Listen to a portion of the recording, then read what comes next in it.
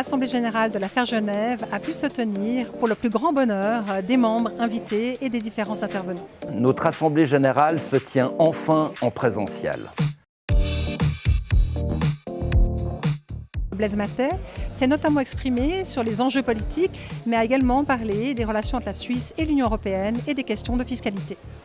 Le professeur Joël Mézot, président de l'École polytechnique fédérale de Zurich, je ne vais pas parler de physique, un petit peu quand même. A passionné l'auditoire en parlant d'innovation, de recherche et des enjeux liés aux énergies.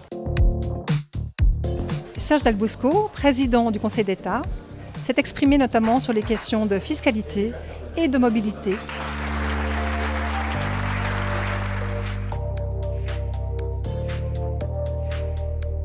Un moment extraordinaire parce qu'on avait oublié comment ça se passait, de voir tout le monde, de pouvoir un échange avec la salle.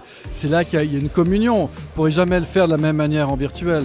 Donc ce sont toujours des moments uniques pour moi. Ça fait plaisir déjà d'être là, en présentiel, de voir des collègues, d'échanger justement sur ce qu'on a vécu, sur la situation actuelle, de voir qu'on n'est pas seul. L'Affaire Genève est une association absolument remarquable qui permet de réunir tout le tissu économique de Genève, les petites entreprises, les grandes entreprises, les associations professionnelles. Et c'est un immense plaisir de rencontrer à chaque fois ces différents membres pour parler de l'économie de Genève.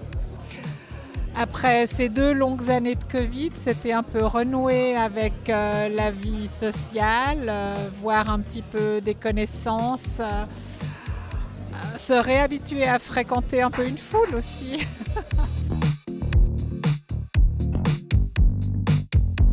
Écoutez, plutôt bien. Nous, on est une toute jeune entreprise. On a la chance pour l'instant de connaître un vrai bon démarrage avec la clientèle qui a l'air de nous suivre et vraiment la confiance de la part de nos clients. Donc on est plutôt confiants sur le début de nos activités. Une crise sur les matières premières très compliquée pour nous, des délais d'approvisionnement énormes. Le bois, le métal, le verre, c'est très compliqué et les prix qui explosent. On a eu une assez bonne reprise après cette période qui a été difficile pour tout le monde. Nous avons assez bien survécu et là, les rythmes reprennent plus ou moins comme avant la période Covid.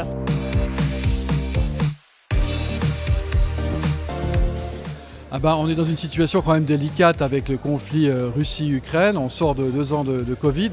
Toute la question va être de savoir comment la situation économique évolue.